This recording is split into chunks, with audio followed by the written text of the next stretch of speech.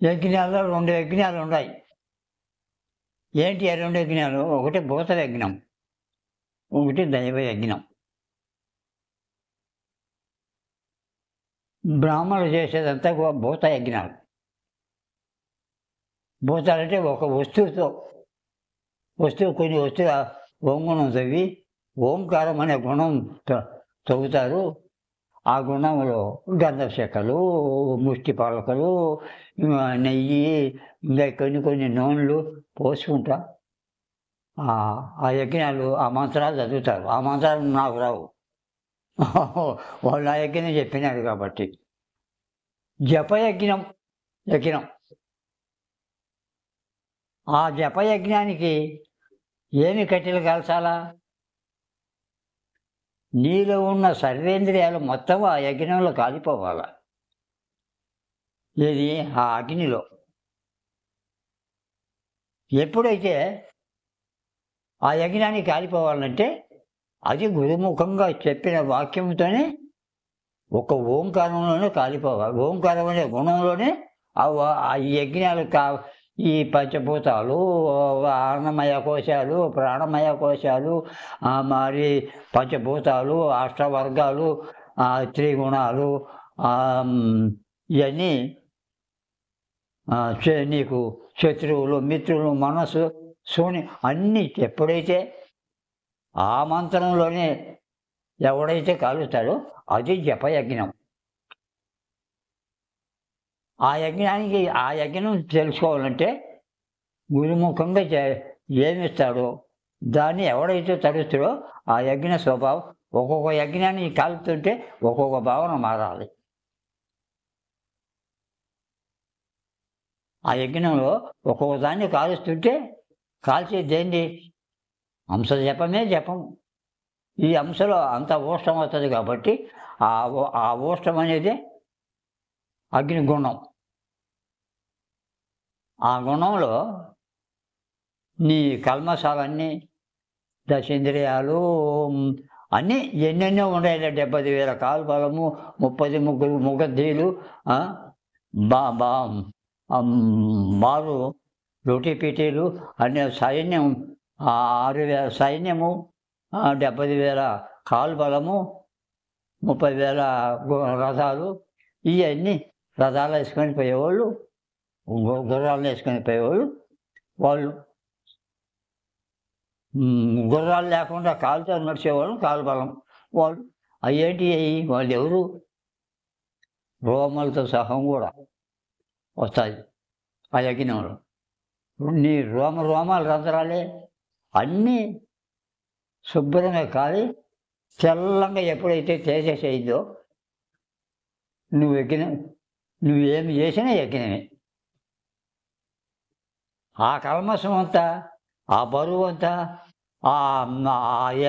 ఈ పెట్టే రవసలన్నీ వాటితోటి యజ్ఞం చేస్తే అది యజ్ఞమా? అది బతికేదానికి ఆ యజ్ఞం చేసే వాళ్ళకి ఏదో తప్పనిది బ్రహ్మతత్వం వాళ్ళకు తెలియదు. ఏమి చెప్పినా కర్మ గురించి యజ్ఞాలు చేస్తుంటారు. భూత యజ్ఞాలు అవి అంటే భూతాలను యజ్ఞం పెట్టుకొని భూత యజ్ఞాలు అవన్నీ యజ్ఞమేనని చెబుతారు. అర్థమైందా? ఈ యజ్ఞం అసలైన యజ్ఞం నీలో సర్వేంద్రియాలు, దశేంద్రియాలు, పంచభూతాలు, అరిషడ్వర్గాలు, త్రిగుణాలు, దారణిష, పుత్రేష, 3 విభీషణత్రయాలు, ఇవన్నీ ఇంకా నువ్వు ఎన్నో ఉండాలి చెప్పాలంటే. ఇవన్నీ ఏమి లేకుండా పరిశుద్ధంగా, ఏ భావన లేకుండా పరిశుద్ధంగా ఉండటమే అది జపయజ్ఞం. యజ్ఞంలో జపయజ్ఞం వాళ్ళు చేస్తున్నారా ఎక్కడైనా? అవి తీసుకురా, అవి పెట్టి, ఇవి పెట్టండి. అవి దానికి మంత్రాలు. అవి మంత్రాలు. ఏం మంత్రాలు అవి? కర్మతో కూడుకున్న కర్మ మంత్రాలు. కర్మతోనే చేయాలి. ఇవన్నీ ఎప్పుడైతే కాలిపోయినాయో అతని అతని ఏం ఊరక మాట చెప్పినా యజ్ఞమే. కాబట్టి ఆ యజ్ఞ ఈబూది, ఈబూది యజ్ఞం. ఈబూది పరమాత్మునికి 3 గీట్లు ఎట్టొచ్చింది? 3 గీట్లు పెట్టి నామం. ఆ 3 ఆయనకి ఈ నొసట ఎట్టొచ్చింది? పొయ్యిలో బూడిద పూసుకొని పలుపుగా ఈబూది అంటే అతను రాజే ఏమవుతాడా? ఏం స్వామి? ఈబూది 3 గెట్లు పెట్టుకొని బొట్లు ఈడ ఆడ ఈశ్వరుడు విష్ణువుకి ఇటు నిలువు బొట్లు కుంకుమై ఈయన అడబొట్లు పెట్టుకుంటే ఆయన రాజయోగి అవుతాడా? కాడు. 3 గుణాలు అతిక్రమించిన వాడే రాజయోగి. జై త్రిగుణాలు 3 అతిక్రమించాల. దుష్ట గుణములను కొట్టేసి ఈ దుష్ట గుణాలన్నీ ఎవరైతే కొట్టేస్తాడో ఆ గుణాలు నుదుట ఈబూది పెడతాడు. అదే నుదుట ఈబూది. దుష్ట గుణములను బ్రహ్మనిష్టలో ఎప్పుడైతే నిలిచిపోతాడో ఆ నిష్టే ఈబూది. అది అట్లా దానికి అంతరార్థం అది. ఇది తిరిగి ఈ యజ్ఞాన్ని గురించి ఏమో పెద్దగా ఉందని నువ్వు ఇవన్నీ ఆలమించి చేస్తూ ఉండవు. గురుముఖంగా ఎప్పుడైతే గురువు చెప్పిన దాన్ని ఎప్పుడైతే సాగేసా యజ్ఞాలు తెలుసు. యజ్ఞాలు వేసేది ఏంటి? ఆ యజ్ఞంలో అసలు యజ్ఞం అగ్ని గుంతదవి అగ్ని కట్టెలేసి కాల్చేది అది యజ్ఞగుండం. మామూలుగా గుండం అది యజ్ఞగుండం కాదు. మామూలు గుండం చలి కప్పుకుంటారే పొయ్యిలో బాను అట్లాంటి యజ్ఞగుండం. వీటట్టిని ఎప్పుడైతే అగ్నిలో నీలో జఠరాగ్నిలో కాల్చింటో అది యజ్ఞంగా మారుతాడు. నీకు ఒకటే యజ్ఞం. ఆ యజ్ఞమైనా నేనే కాదు ఎవరైనా సరే గురువు నీకు నమ్మకమైన గురువులు ఉంటే ఏ గురువు కాడైనా ఎప్పుడైతే అక్షరాన్ని పొందుతావో అక్షరం పొందినంతసేపు పొందితేనే నువ్వు గురిపెట్టవి. పొందకపోతే గురిపెట్టావు కాదు.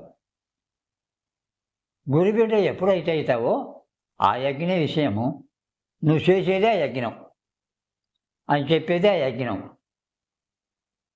ఇట్లా యజ్ఞం చేయాలనే యజ్ఞంలో ఆ అగ్నిలో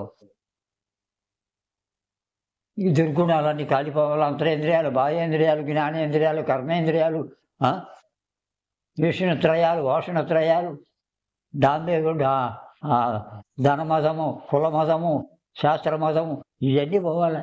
ఇవన్నీ ఎప్పుడైతే కాలిపోయినాయో తేజస్సు చల్ల అదే జ్ఞానజ్యోతి అంటాం. ఆ జ్ఞానజ్యోతి ఆ మనసు అనే మాయ అనే బ్రహ్మని యజ్ఞంలో కాల్చి ఆ అగ్నితో జఠరాగ్నిలో కాలిపోవాలి. ఆ యజ్ఞం ఏది? ఆ జఠర అగ్ని ఏది? ఇదే. దీంట్లో కాలిపోవాలి. అప్పుడు గట్టిగా ఉండ కట్టె అంటే వాసనలతో ఆ వాసనలతో నిండుకొని ఉండదు. గట్టిగా ఉన్నప్పుడు ఆ వాసన కాలిపోయేలకు తెల్లగా తేజస్సు బూడిద. అది యజ్ఞ విషయం.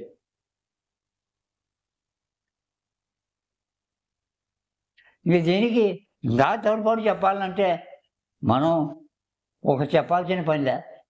సడన్గా వైరాగ్య పురుషుడు ఎవరైతే నేను ఎవరని తెలుసుకొని వాడు ఆనందాన్ని ఆ బ్రహ్మానందాన్ని పొంది కళలో కళ నిష్కళ కళలో కళ ఎవడైతే కలుసుకుంటాడో ఆ గుర్తు తెలుసుకుంటే ఒక గుర్తే వెనుక తప్ప ఇంకేమీ లేదు. కాబట్టి నీకు సావు లేదు. అప్పుడు నీకు తనువు లేదు, ఆకారం లేదు, రహితమై నిర్వికార కదలికే ఉండదు, ఏమీ ఉండదు. అప్పుడు ఆ రకంగా వచ్చినప్పుడు ఒళ్ళు మర్చిపోతావు.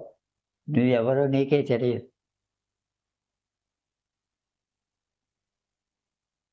ఒళ్ళు మర్చిపోయి మళ్ళీ స్పృహ వచ్చినప్పుడు చెప్పేదానికి మనసు ఉండదు. ఎప్పుడైతే ఒళ్ళు మర్చిపోయి నువ్వు ఆ రకంగా తయారైనావో సర్వము నువ్వు కూర్చున్న కాడే తెలుసుకోగలుగుతావు. నువ్వు ఆడికి పోవాలి, ఈడికి పోవాలి, చెప్పాలి, చేయాలి అని సిద్ధాంతం ఏం లేదు. తెలియనప్పుడే ఈ బాధలు. ఆ స్టేజ్కి రావాలి. ఆ స్టేజ్కి వచ్చి అది సూక్ష్మంలోనే ఉంది మోక్షం. ఇది పెద్ద కష్టం, బరువు అని ఇది చేయకుండా జిహ మీద రుచికే పాటుపడుతున్నారు కానీ ఈ రుచిని సమర్థించి కంట్రోల్లో పెట్టే భావనకి పాటుపడలే ప్రపంచం. ఏ 100 కోటికి ఒకడు ఇద్దరు చేరుతున్నారు.